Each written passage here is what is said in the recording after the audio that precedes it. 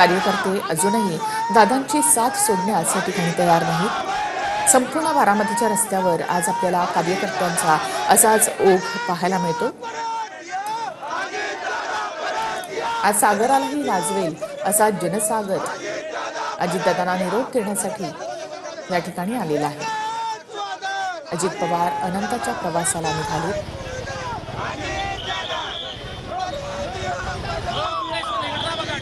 तर अजित पवार नावातलं हे जे अजित आहे, ज्याला कुणीही जिंकू शकत नाही असं नाव अजित पवारांचं, मात्र त्यांनी या सगळ्यांना जिंकून घेतलेलं होतं।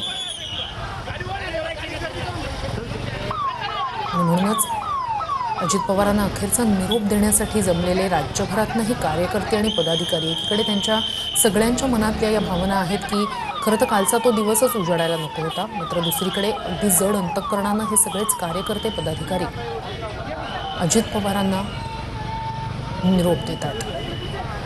तर अजित पवार यांची ही निरोपाची यात्रा आता विद्याप्रतिष्ठान या ठिकाणी पोहोचणार आहे। जनसागर या ठिकाणी दादांना निरोप देण्यासाठी या ठिकाणी लोटलेला आहे। काटेवाडी ते विद्याप्रतिष्ठान असा हा प्रवास 10 किलोमीटरचा, मात्र आज हा प्रवास कधी संपू नये असं कार्यकर्त्यांनीही वाटतं। दादांचा अखेरचा प्रवास या ठिकाणाहून सुरू झालाय, ज्या ठिकाणाहून जीवनाचा प्रवास सुरू झालेला होता।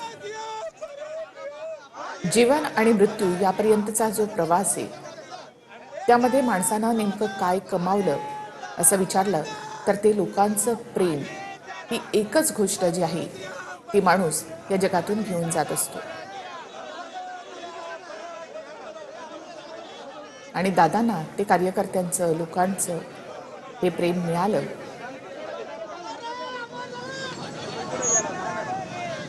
तर वाटेत सुद्धा सगळे नागरिक उभे आहेत, स्थानिक उभे आहेत आणि अजित पवारांना अखेरचा निरोप देत आहेत। या रथावर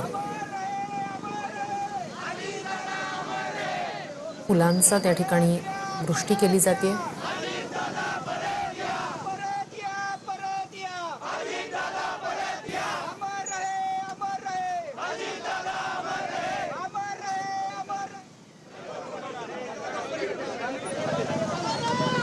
खरं तर मृत्यू कोणालाच टळला नाही, अर्थात हे वास्तव असलं तरी सुद्धा अशा प्रकारे मृत्यू होणं आणि अचानकपणे एखादी व्यक्ती आपल्या आयुष्यातून निघून जाणं याचं दुःख जेवढं परिवाराला असतं, कुटुंबाला असतं, तसंच ते कार्यकर्त्यांना, जवळच्या माणसांना देखील असतं।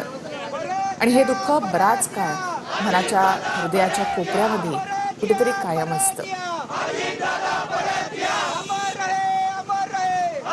तिथलं हे शोकाकुल वातावरण दुसरीकडे वाटेत, म्हणजे काटेवाडीहून बारामतीचा हा संपूर्ण टप्पा, वाटेत सगळ्या ठिकाणी ग्रामस्थ, महिला उभ्या आहेत। जड अंतःकरणाने अजित पवारांना अखेरचा निरोप देत आहेत। जोरदार त्या ठिकाणी अजितदादा परत या अशा घोषणा सुद्धा देत आहेत। अंतिम प्रवास अजितदादांचा काटेवाडी ते बारामती या रस्त्यावरचा आपण पाहतो। अनंताच्या प्रवासाला अजित पवार या ठिकाणी निघालेले आहेत।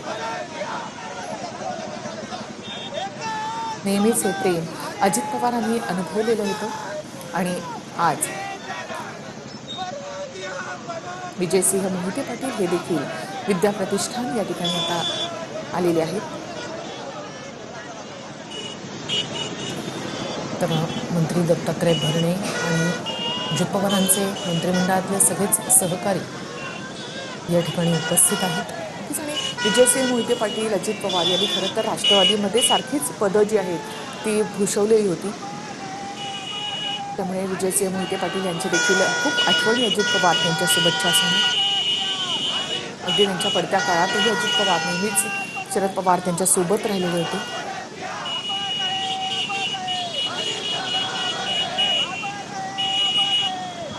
तर खरं तर माणसाने काय कमावलं हे सांगणारा हा क्षण।